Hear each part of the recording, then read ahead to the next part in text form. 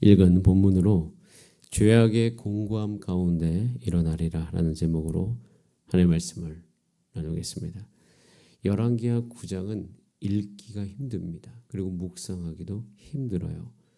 여러 가지 복잡한 정치적인 것들이 많이 거기 안에 녹아져 있고, 또한 그 정치적인 결과를 왜 받아들이기 힘드냐면 이들은요 이미 죄악의 결과로 멸망해 가고 있기 때문입니다.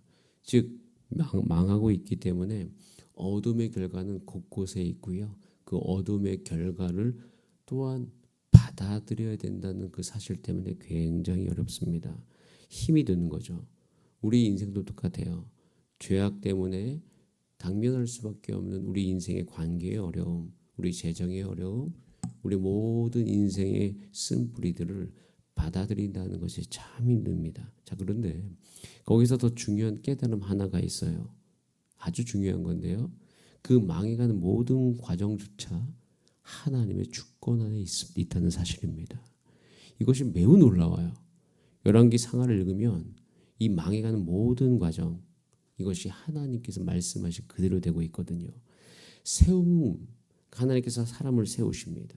사람 가운데 하나님께서 은혜를 주십니다. 그런데 또 한 가지 기억하셔야 될 것이 하나님의 의로우신 심판도 하나님의 일하심인 줄 기억하시길 바랍니다. 로마서 2장 5절에 분명히 되어 있어요. 다만 내 고집과 회개하지 아니한 마음을 따라 진노의 날, 곧 하나님의 의로우신 심판이 나타나는 그날에 임할 진노를 내게 쌓는도다. 쌓여가는 진노가 임하고 있어요. 아무 일도 일어나지 않는 것 같지만 로마서에는 우리 가운데 분명히 그 진리를 이야기하고 있어요. 쌓여가는 진노가 있다. 그런데 그것만 선언하는 것이 아니라 쌓여가는 진노와 함께 예수님의 속량하심이 우리 가운데 있음을 성경은 우리 가운데 이야기하고 있습니다. 어려운 중에도 힘든 중에도 그 빛이 찬란하게 비춰서 은혜가 임하고 있더라. 그래서 이 로마서를 읽고 있으면 죄악 속에서 우리를 이 승리로 인도해 가시는 그 하나님의 구원의 여정과 하나님의 그 처절한 열심을 우리는 보게 되어져요. 하나님은 죄성으로 말미암아 날마다 죄를 허용하는 우리의 삶 속에서 승리 여정을 만들어 가시거든요. 그 모든 여정 속에서 고통도 있고 슬픔도 있고 때로는 즐거움도 있어요. 그러니까 거기서 우리 인생 속에서 예수님의 죽으심과 부활을 함께 만들어가고 계시는 것이에요. 하나님이 포기하지 아니하시는 것 같아요. 이스라엘 심판하시긴 하지만 이스라엘 결코 포기하지 아니하시는 그 하나님 아버지의 마음, 그 하나님 아버지의 마음이 이 처절함 속에서 나타나고 있다는 그 사실이 열왕기 상하를 읽은 여러분의 삶 가운데 마음속에 느껴지시기를 소원합니다. 그래서 한번 느껴보세요. 느껴보시면 하나님이 나를 향해서 어떤 마음을 가지고 계신가, 또 내가 옆에 있는 사람을 세우기 위해서 어느 정도까지 처절하게 주 앞에 붙들림 받아야 되는가.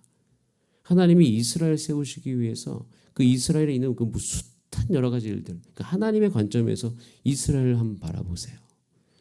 자기가 불러서 그렇게 하나님께서 열정을 다해 세운 백성이 이렇게 살고 있을 때, 그리고 포기하지도 않으세요.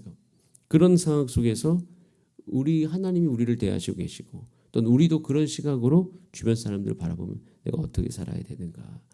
여러분, 예수님을 아는 지혜, 예수님을 섬기는 삶이 여러분 삶 가운데 온전히 임하여서 하나님께 영광 돌리고 주를 찬송하는 일이 일어나게 되기를 소원합니다. 자, 하나님께서는요 이 멸망해가는 과정 속에도 철저히 하나님의 주권을 담아두셨는데요. 자, 우리는 9장 3절을 보면 알 수 있어요. 9장 3절에 보면, 자, 우리 같이 한번 읽어볼까요? 자, 시작. 기름병을 가지고 그의 머리에 부으며 이르기를 여호와의 말씀이 내가 내게 기름을 부어 이스라엘 왕으로 삼노라 하셨느니라 하고 곧 문을 열고 도망하되 지체하지 말지니라 하니라고 이야기하면서 예후에게 기름을 부어 왕으로 삼아라 라고 되어 있습니다. 예후가 요람을 배반합니다. 요람은 이제 다른 말로 여호람이죠. 근데 이제 북이스라엘도 여호람이 있고 남유다도 여호람이 있기 때문에 구분하기 때문에 요람이라고 이야기하는 건데, 수많은 배신과 정치적인 수가 개선되는 그 더러움 속에서 기억하셔야 될 것이 있죠. 여러분, 예후가 왕으로 세움받는 이것이 그냥 일어나는 것이 아닙니다. 열왕기상에 보면 19장에 보면 엘리야가 이제 로뎀나무 아래에서 죽기를 구하잖아요. 근데 그때 하나님께 살려주시죠. 그리고 살려주셔서 하라고 한 게 뭐예요? 세 가지 하라고 하셔요. 첫 번째, 다메섹에 가서 하사엘에게 기름을 부어 아람의 왕이 되게 하라. 그리고 너는 또 님시의 손자 아들 예후에게 기름을 부어 이스라엘의 왕이 되게 하라. 또 엘리사에게 기름을 부어 너를 대신하여 선지자가 되게 하라.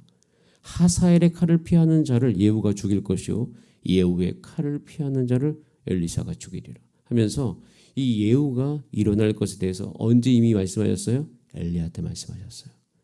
그 말씀하신 그대로 진행이 되는 거예요. 즉 예후를 세워서 아합을 심판하는 도구로 사용하시는 거죠. 자, 7절 말씀 같이 한번 볼까요? 시작. 너는 내 주 아합의 집을 치라. 내가 나의 종 곧 선지자들의 피와 여호와의 종들의 피를 이세벨에게 갚아 주리라. 말씀하신 대로 그대로 됩니다. 아합의 왕자가 긴 듯하나 아합의 온 집이 어떻게 되죠? 멸망합니다. 멸망하게 돼요. 그리고 이제 그뿐만이 아니에요. 9절부터 14절까지는 하나님의 심판과 배반 그런 것들이 굉장히 많이 일어납니다. 여기서 한 가지 좀 여러분 읽다가 혹시 자세히 읽으신 분들은 헷갈리실 수 있는데 한 가지 좀 이름을 정리해 드릴 게 있습니다. 유다의 5번째 왕도 여호람이고요. 북이스라엘의 9번째 왕도 여호람이에요. 동명이인입니다. 그래서 본문에는 그 둘을 구분하기 위해서 북이스라엘의 9번째 왕 여호람을 여호람이라고 표현을 하고 있어요. 그리고 또 동명이인이 이 사람만 있는 게 아니에요. 유다 왕 아하시아는 북이스라엘의 아하시아와 또 동명이인입니다. 여러분 그래서 북이스라엘은 아합이 있고요. 아하시아, 여호람. 근데 그 여호람을 오늘 보면서 요람이라고 하고 그 다음이 예후예요. 자, 남유다는요. 여호사밧이 있고 그다음에 여호람이 있고 아하시아가 있고 아달랴가 있어요. 말씀드려도 헷갈리시죠? 그래서 이제 좀 여러분이 나눠드리는 표가 있어요. 가지고 계신지 모르겠는데 거기 보시면 잘 나와 있어요. 그래서 혹시 또 필요하신 분도 있을 것 같아요. 내일도 한번 제가 이제 출력해 놓을 테니까 한번 보시면 좋아요. 오늘은 없는데 그래서 북이스라엘은 아합 다음에 아하시아, 여호람. 그러니까 오늘 본문은 요람이라고 나와 있어요. 그다음에 예후. 남유다는 여호사밧, 여호람, 아하시아. 그다음에 이제 아달랴로 이제 되어집니다. 또 아합과 여호사밧이 생전에 사돈지간이죠. 그러니까 이런 제가 이야기를 잠깐 해드린 이유가 뭐냐면 오늘 이 9장에 나와 있는 이 모든 관계는요 아주 복잡한 관계라는 거예요. 복잡한 정치적 사항이 얽히고 설켜가지고 이제 여기서 이제 왕권을 다투게 있는 그 음모술수 모든 것이 나와 있어요. 아주 난무하고 있죠. 자 보세요. 자 22절 말씀 한번 같이 읽어볼까요? 22절 이 모든 것을 자 이렇게 한 가지로 좀 요약을 해보겠습니다. 22절 시작. 요람이 예후를 보고 이르되 예후야 평안하냐 하니 대답하되 내 어머니 이세벨의 음행과 술수가 이렇게 많으니 어찌 평안이 있으랴 하더라. 뭐가 많다고요? 음행과 술수. 이세벨의 음행과 술수가 많다고 이야기하죠. 이세벨만 많았을까요? 모든 사람들이 다 많았을 거예요. 어떤 그 왕권을 둘러싸 가지고 그래서 반역도 일어나고 결국에는 예후가 이제는 그 모든 상황 속에서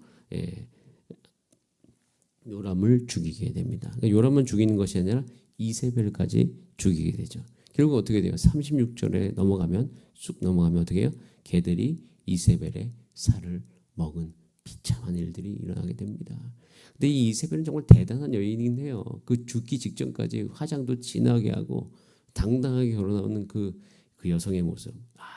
그러니까 그 마음 속에서 그 하나님을 대적하는 그 안에서부터 나오는 그 강렬함이 그 이세벨에게 분명히 존재했어요. 이런 일들, 이런 인물들이 서로 부딪히고 부딪히면서 어떻게 됩니까?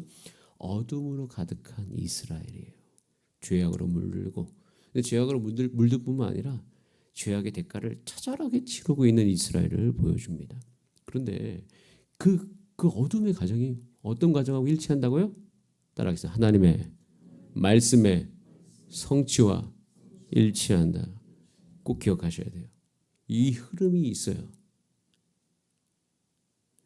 그리고 그럼 하나님의 말씀의 성취가 일어나서 심판이 있잖아요. 근데 심판만 있어요? 이제 앞으로 계속 보실 거예요. 열왕기 상황을 달고 역대 상황을 달려가면 하나님께서 분명히 우리 가운데 주시는 메시지가 있어요. 여러분 우리 인생이 어떤 어두움이라 할지라도 우리 인생이 어떤 처절함이라 할지라도 그리고 내가 느끼기에도 이 정도 되는 일들이 내 인생 가운데 일어나더라. 하나님의 백성으로서 내 삶 가운데 허용할 수 없는 나의 모습을 내가 바라볼 때 우리는 그 처절함을 느끼게 되어져요.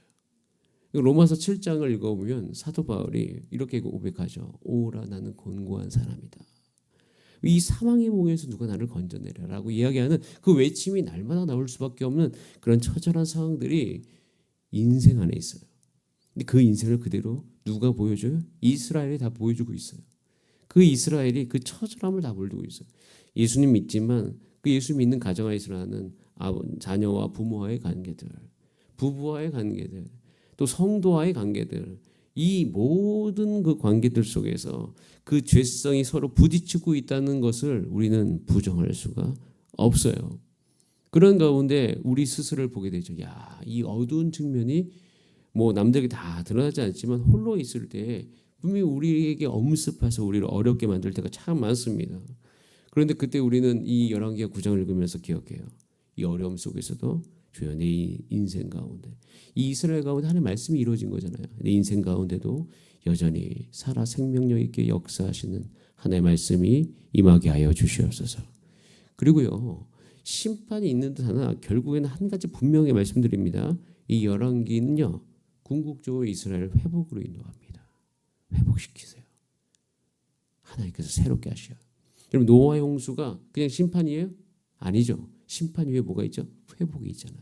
심판 위에는 반드시 다시 세워주시는 하나님, 다시 기회를 주시는 그 하나님의 모습이 나와 있는 것입니다. 여러분 우리가 인생을 살아갈 때요 때로는 아주 좋지만 때로는 우리 어두운 부분이 서로 부딪혀가지고요 죄의 대가를 마음속에서 처절하게 치르고 있는 그런 모습들이 있어요. 우리 어두움 속에 또 그런 모든 어둠이 엄습하지만 우린 그 어둠 속에서 이 열왕기하를 읽으면서 그리고 처절하게 한 가지를 소망합니다. 주님 이 어려움, 이 두려움, 이 모든 것을 하나님께 올려드리면서 오늘 하루를 보냅니다. 근데 이것이 여러분 열왕기상을 읽을 때 그냥 읽는 것만으로도 힘들어요. 근데 읽는 것만으로도 힘든데 만약 이 현장 속으로 들어가서 이 현장을 같이 겪고 있다고 생각하면 여러분 어떤 생각이 드십니까? 그 하루를 버틸 수 있습니까? 버티기 어렵죠. 그래서 저는요 오늘도 기도가 절로 나와요. 지금 우리 성도님들 한 분 한 분을 보면서 기도하면서 또 그들의 상을 내가 아는 만큼 그분들이 얼마나 힘들까. 힘든 일 당해서 힘들기도 하고 또 본인 때문에 힘들기도 하고 그렇게 힘들어하면서 하루하루를 살고 있는 거예요. 그런데 하루하루 그 힘들게 버텨가는 성도님들에 대해서 감사함이 나오고 또 그것을 그 다음 날로 인도하시는 또 하나님께도 감사함이 나옵니다. 저와 여러분 한 가지를 기억합시다. 주 안에서 우리가 함께 걸어가면서 여러분의 인격이 더욱 다듬어져 가게 되기를 소원합니다. 그리고 우리는 가까운 미래에 우리가 치열하게 살았던 그 하루하루를 통하여서 나의 모난 돌이 깎여가고 있고 그 깎여갔던 것이 그 순간은 고난이지만 다 지나고 난 다음에 그것이 우리 인생 가운데 하나님이 역사하셨던 하나의 이야기, 추억으로 남게 되기를 기도합니다. 전 열왕기 이 상하를 읽으면서 이 순간이 너무 힘들다. 근데 이 순간 이후에 궁극적으로 하나님께서는 여러분 이스라엘이 망해서 나중에 바벨론 70년 포로기 보내잖아요. 근데 결국엔 다시 회복시켜 주잖아요. 이 모든 과정을 통하여서 내 인생도 하나님께서 그렇게 인도해 주시기를 소망하는 것이죠. 그래서 우리는 이야기합니다. 주님 우리가 인생을 살아가면서 내 인생의 어려움 가운데 죄악의 공고함이 있을 때가 참 많아요. 근데 그 가운데 무너지지 않겠습니다. 반드시 다시 일어나겠습니다. 이 소망을 가지셔야 돼요. 그래서 우리는 그걸 기도해야 될 때입니다. 주여 우리가 그런 공고함이 있어요. 그 연말에 지쳐있기 때문에 더 있어요. 그때 우리는 이 말씀 안에서 기도하셔야 됩니다. 주님 일어나게 하여 주시옵소서. 그래서 로마서 7장에 보면 오라 나는 곤고한 사람이라 그래서 외치죠. 거기서 뒤로 물러서지 않잖아요. 외치면서 일었어요. 뭐라고 외치냐면 이 사망의 몸에서 누가 나를 건져내랴. 누구든지 그리스도 예수 안에 있는 자는 결코 정죄함이 없다라고 선언하면서 사망의 그 법에서 예수 그리스도의 성령의 생명의 법이 나를 살려간다. 주여 이 은혜가 우리 모두에게 있기를 소원합니다. 오늘도 기도하면서 그런 은혜를 누려가시는 여러분의 삶이 되시기를 바랍니다. 우리 다 함께 기도하시겠습니다. 우리 이 시간 기도할 때 주님, 주께서 우리 모든 곳에 세밀하게 역사하여 주시옵소서. 이 모든 사역들 사실은 교회 행사를 할 때는 잘 보이지 않아요. 교회 행사라는 것은 사실은 큰 거기 때문에 그 행사만 잘 치르면 다 잘한 것 같아요. 근데 목회라는 거 안은 사람과 사람과의 관계, 사람을 세우는 것이기 때문에 진짜 들어가 보면 그 사람의 이 안에 있는 것들을 다 우리는 볼 수밖에 없어요. 자, 그러다 보면 우리 마음속에 공감이 찾아올 때가 있어요. 거기서 머무르면 안 됩니다. 그럼 반드시 예수 그리스도와 함께 우리가 다 하나님의 백성으로 하나님을 섬기는 자로 세워지게 되기를 소원합니다. 주여, 우리 가운데 역사해 주셔서 이 모든 상황 속에서도 예수 그리스도를 의지하여 말씀 믿고 일어나게 하여 주시옵소서. 궁극적으로 우리를 회복으로 인도하시리니 주여 하나님께서 우리 영혼들을 세워 주시옵소서. 우리 주여 한번 부르신 다음에 합심으로 기도하시겠습니다. 주여